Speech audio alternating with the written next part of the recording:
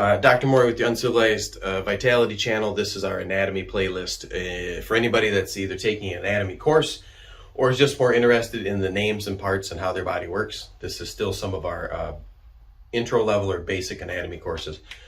We talked a little bit about bones and the appendicular axial skeletons in another video. We got into a little detail with the bones of the skull, and I'm going to go over some of the other types of bones: long bones, short bones, flat bones, irregular shaped bones.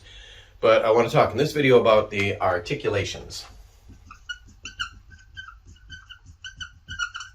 Right. Articulations are going to be the joints where two bones or two skeletal units come together and form like a movable joint, right? Like your elbow or your finger, the small joints in your spine. All the different joints you have in your body can be classified in three different ways.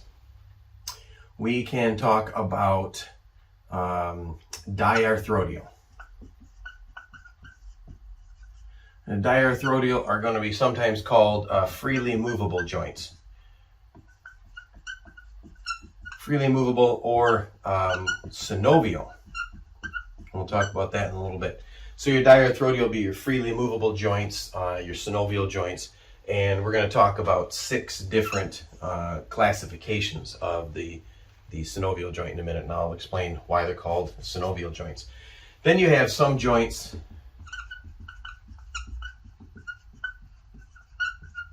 that are slightly movable.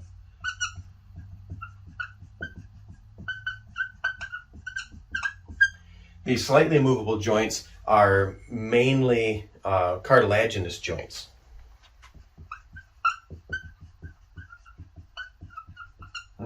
Cartilaginous joints. Then you have some called synarthrodial.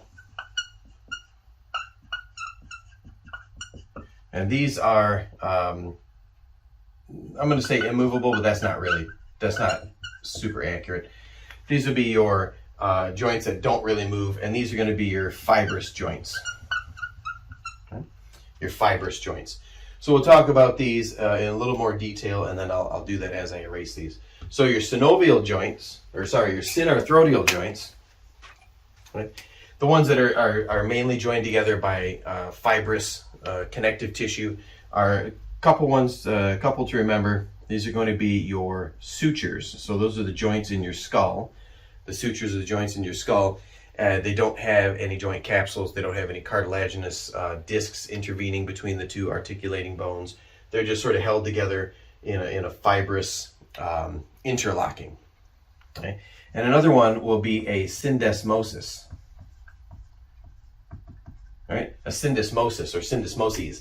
These are even more fibrous than the sutures, but they're a little movable. Think about the radio-ulnar syndesmosis, the interosseous membrane between the two arm bones of your forearm, or the tibia and fibula, the interosseous membrane, which is connective tissue, fibrous connective tissue between the two bones. That connecting the two bones, forming what's called a syndesmosis. Okay? Those would be your synarthrodial or immovable or fibrous joints. There's lots of different ways to classify those, right? Those are the ones that don't move as much. Mostly have fibrous connections. A couple examples would be the sutures of your skull or a syndesmosis like that radio-ulnar interosseous membrane. Your amphiarthrodial or slightly movable or cartilaginous joints, these are going to be mainly joints that have a disc, a fibrocartilaginous disc between them. So obviously the first example is intervertebral discs. That's been a long morning. Intervertebral discs and the pubic symphysis or symphyses, right? Like the pubic symphysis. Your TMJ has a fibrocartilaginous disc. So these cartilaginous joints are mainly the ones that have the disc. You can also think about the hyaline cartilage joints, although I don't really consider them joints or articulations, when you think about a growth plate. All right, that growth plate, the epiphyseal growth plate in long bones. I don't really consider that a joint, but it is when it does connect those growth centers of bone together from the diaphysis and the epiphysis, that hyaline cartilage that forms into bone. I mean, it connects two bones or bone parts together, so you could consider that a cartilaginous joint. But mainly, your cartilaginous joints would be the ones with these fibrocartilaginous discs, intervertebral disc. I don't know what's happening with that. IVDs, pubic symphysis, the little TMJ, that sort of thing. Now, there's another type of joint called a gomphosis that's going to be like a peg and socket, and it's slightly movable. I've always classified that as a synarthrodial joint. The gomphosis would be like the joint between your tooth and the socket it sits in your mandible or maxilla. So gomphosis, you could throw that in there. That'd be an example of a syndesmotic or synarthrodial joint. Now the bigger ones, I keep dropping these. Okay, the diarthrodial. These are also your freely movable joints or your synovial joints. So let's review the classifications real quick. You can have diarthrodial, amphiarthrodial, or synarthrodial. You can go synovial, cartilaginous, fibrous, or you can go freely movable, somewhat movable, and immovable. So there's three kind of classification schemes. Most books will pick one and go with that. So whatever anatomy text you're using, just default to the dominant classification scheme. I'm just throwing them all up here for you. Now your diarthrodial joints, or your synovial joints, those are the articulations or joints you think of when you think about joints of the human skeleton. Most people don't go, oh yes, of course, the gomphosis, where my tooth sits in, or the sutures, or my pubic symphysis, or a hyaline cartilage growth plate. Mostly you think of your elbows and toes and knees and shoulders and that sort of thing. So basically you're going to have a bone, and then it's going to connect or articulate with another bone. Okay? And when the two bones, for instance, these two long bones, the ends will be covered with hyaline cartilage. Okay? The articulating ends will be covered with a hyaline or glass-like cartilage, real dense. You know this when you eat a chicken leg and you got that little kind of really slick, smooth knob on the end of a drumstick or a chicken leg. That's hyaline cartilage. When it's in a synovial joint, we're going to refer to that hyaline cartilage as articular cartilage. The articular cartilage is the same, it is hyaline cartilage, it's just on the ends of the bones that are going to articulate with each other. And typically there will be some space there. Around, keep dropping my markers, continuous with the periosteum of the bone is the fibrous part of the synovial capsule. For instance, it would be just continuous with the periosteum of the bone, which I'll draw with black. Periosteum of the bone, that covering the bone, will form the outer layer. And then there's a thin inner layer, indicated here by green, that we're going to call the synovial membrane. Doesn't run down here too far onto the bones, and the synovial membrane is going to produce the synovial fluid. And the synovial fluid is going to be a thin amount of fluid in this potential space between the two articulating ends or surfaces of the bone. They're not always shaped like, this is my pretty sad femur and the top of the tibia, tibial plateau, and the two knuckles or condyles of the femur. You have different types of articulating surfaces, which we'll get to. But all diarthrodial, synovial, freely moving articulations have a synovial capsule or a joint capsule, and that's formed up of a continuation of the periosteum of the bone, the outer fibrous layer of the synovial membrane or capsule, and then the synovial membrane itself that produces the synovial fluid into the joint. This is a closed off area, and then the ends of the bones or the articulating surfaces are covered with articulating or articular cartilage, which is actually hyaline cartilage. So you've got that.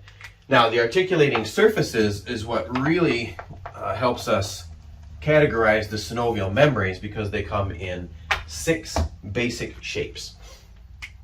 Okay? The most common of which is going to be the ball and socket. So the ball and socket is when you have a deep a deep concave or a socket, really deep enough to be called a socket instead of just a fossa or a depression or a cavity. So a deep socket, and then you have a ball-shaped section of bone that fits in there, and it can move in all the directions. It can move in, it's got rotary, it's got angular, it does some roll and slide. We've talked about that in another video. But the ball and socket, a good example would be your shoulders and your hips.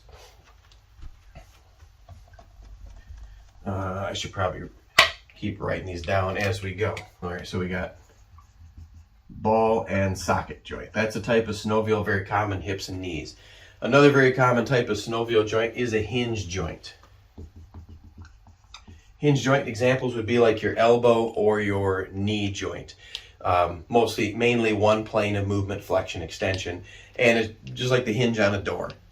One surface of the bone will articulate, or the articular surface of one bone will articulate in such a way with the other bone that it can form a hinge or a rocking surface. And you get your hinge joints. Have the synovial capsules. Best example again would be an elbow. Another synovial joint example is a pivot joint. So best example for this one is going to be where your atlas, the C1 or the top cervical vertebra, articulates with C2, the dens. It's got a little point that sticks up called the odontoid process, and C1 wraps around that like a ring and basically just pivots around it, right? Like a wheel around an axle. Not a lot of examples of that in the body, so the pivot joint, think of C1 and C2, the atlantoaxial articulation. Okay. Another type is going to be called a saddle joint. I don't know why I put a P there. Right. Saddle joint. Right. I'm going to do the other one too, condyloid. Oh, I know why. My brain was thinking one thing and I started something else. So your saddle and condyloid joints, think of the condyloid joint as a sort of a shallow cup, and then, let's see if I can draw this. Right? Sort of a shallow cup of one bone, and then another bone comes down and it's got an articulating surface that sort of sits in that shallow cup. These are going to be like your finger joints. They can flex and extend, or your metacarpal phalangeal joints. Right? I can do flexion extension, but I can also go abduction and adduction. So I get a couple different, so I can rock this way and that way. I can also rock this way and that way. That's called a condyloid joint.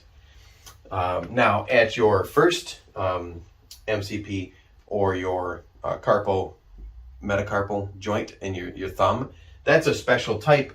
I always think of it as a special type of condyloid, but that's one called a saddle joint. So instead of being a shallow sort of socket and a condyloid shaped structure that articulates there, your saddle joint is going to have kind of that shape, like a saddle that you'd sit on, and then it's going to be a little depressed in the middle, right? And then it's just going to articulate with another saddle-shaped joint or articulating surface of the other bone. So basically, it's going to rock this way. If I do it with my thumb, it rocks that way, but it can also rock this way. And it allows it a little bit of rotation too when it's pivoting in that the two saddles kind of lock down on each other. I don't think that was a good way to draw that. Right, like this. So same thing, but this is facing in this direction, whereas this one is coming across orthogonal or perpendicular to that other one. And those two saddles articulate with each other, and then they can rock in both ways. That's mainly best examples at the base of your thumb, and your condyloid joints, best example there will be in your MCPs.